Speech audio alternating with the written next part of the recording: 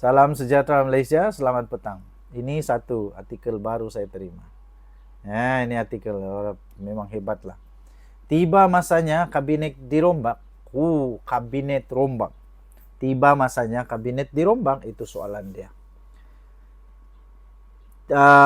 Memahami Datuk Sri Datuk Sri Rafizi Ramli melalui bait-bait ucapannya, ungkapannya, dan pernah menemu bualnya, beliau seorang yang berpegang kepada prinsip.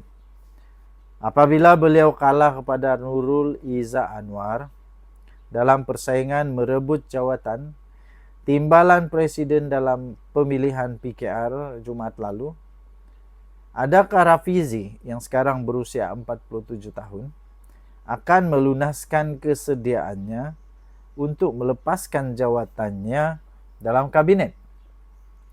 Menteri Ekonomi itu menyatakan kesediaannya untuk berbuat demikian dalam podcast yang bakar Menteri YBM ketika berkempen pemilihan parti yang disiarkan secara langsung di media sosial pada 10 Mei yang lalu. Okey, jadi kalau Rafizi letak jawatan, perlunya ada untuk sekurang-kurangnya satu jawatan kosong di dalam kabinet. Tapi itu dia. Sebelum itu ada lagi beberapa artikel yang saya baca menyatakan ada seorang dua lagi yang sedia mungkin untuk letak jawatan juga kalau kalah. Jadi adakah akan terjadinya rombakan kabinet untuk julung-julung kalinya? Untuk kedua kali sudah. Siapa yang bakal ditukar? Persoalan utama ialah siapa yang layak untuk gantikan Rafizi Ramli sebagai Menteri Ekonomi. Sebagai Menteri Ekonomi, siapa yang layak untuk jadi pengganti dia? Susah juga mau fikir pengganti dia sebenarnya. Sebab bagi saya, Rafizi Ramli sudah cukup berkredibiliti. Rafizi Ramli memang sudah cukup berpengalaman, banyak pengetahuan, dan sepanjang dia jadi Menteri Ekonomi, banyak betul pencapaian negara. Banyak pencapaian negara yang padu-padu gitu. Okey.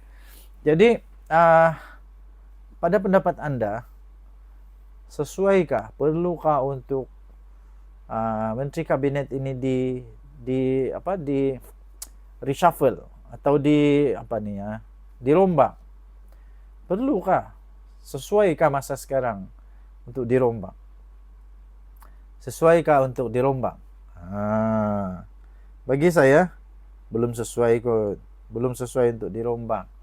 Dan seterusnya, pendapat saya, kenapa perlu rombak pula? Kenapa perlu rombak pula? Itulah soalan saya. Kenapa perlu rombak? Tidak perlu rombak kot. Tidak perlu. Sebab sekarang kerajaan masih okey. Hanya Rafizi Ramli je kalah pun. Dia kalah saja pun. Bukannya ada apa pun. Bukan dia ada masalah disiplin ke apakah. Dia kalah saja. Okey. Tinggalkan komen anda. Apa pendapat anda? Perlu dirombak atau tidak? Dan tadi Suara Rakyat bergema di channel ini. Jangan lupa tekan butang subscribe, like dan share. Malaysia kita punya. Cinta Malaysia aku, kita jaga kita. Bye-bye. Salam sejahtera. Selamat petang. Saya ada satu soalan kepada tuan-tuan dan perempuan yang saya harap tuan-tuan dan perempuan jawab di komen. Beranikah PAS seperti PKR? Beranikah PAS seperti PKR untuk membuka semua perlawanan pertandingan di dalam parti secara demokrasi? Beranikah PAS untuk membuka gelanggang pertandingan dengan membenarkan Hadi Awang pun dicabar? Beranikah PAS? Beranikah PAS? Sebab sekarang ini ramai sangat orang kata PKR itu ini, Rafizi itu ini, ramai lagi yang lain itu ini, macam-macam lah. Walaun berani kah? Beranikah untuk betul-betul bertanding dengan betul bertanding? Ah, coba kasih bertanding lah, kasih coba hadiah uang, sedia untuk bertanding.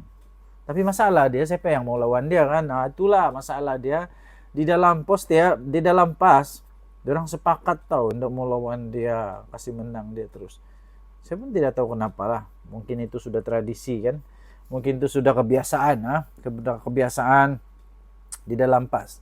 Tapi maksud saya, andai katalah, katakanlah pas tiba-tiba ada orang tiba-tiba yang cukup berani, ada tiba-tiba orang yang cukup berani untuk sedia melawan Hadi Awang untuk jawatan presiden.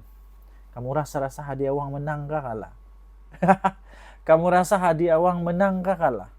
Kalau tiba-tiba ada orang yang berani lawan dia, tiba-tiba ada orang yang sanggup untuk bertanding dengan dia di dalam pemilihan, kamu rasa Hadi Awang menang kah kalah? Pada pendapat saya Hadi Awang kalah. Pada pendapat saya Hadi Awang kalah. Kenapa? Alasan saya mudah saja. Simple saja saya punya alasan. Alasan saya simple, yaitu Hadi Awang sudah tua. Itu saja. Hadi Awang sudah cukup tua. Sekarang parti perlu orang muda yang dapat memacu ide baru, yang dapat menarik minat pengundi baru. Itu saya punya apa yang saya nampak lah. Sebab sekarang nih, kalaulah tiba-tiba orang muda tidak lagi mau sokong pas, sengsara pas. Kalau orang muda tidak lagi sokong pas, sengsara betul. Sebab yang sekarang ini memang yang paling kuat menyokong pas orang tua-tua lah. Orang paci-paci, maci-maci, itu yang paling kuat kot. Mungkin lah kan. Tapi kalau orang muda agak susah sudah diajak rasanya. Jadi kerana itu bagi saya kalau Hadi Awang bertanding dia memang kalah lah. Memang kalah. Tapi itu pendapat saya. Kalau pendapat kamu macam mana? Anda boleh tinggalkan komen. Anda boleh tinggal di ruangan komen. Kalau Hadi Awang bertanding, dia menang kah kalah? Ataupun macam mana sekalipun Hadi Awang tetap menang juga. Memang tiada kah yang berani lawan dia? Saya pun tidak pastilah kan. Oke, kita doa-doakanlah. Semoga yang terbaik saja yang akan berlaku lah. Oke, semoga Tok Guru Hadi Awang terus sihat untuk terus dapat menjadi pemimpin PAS. Tahniah diucapkan. Bye.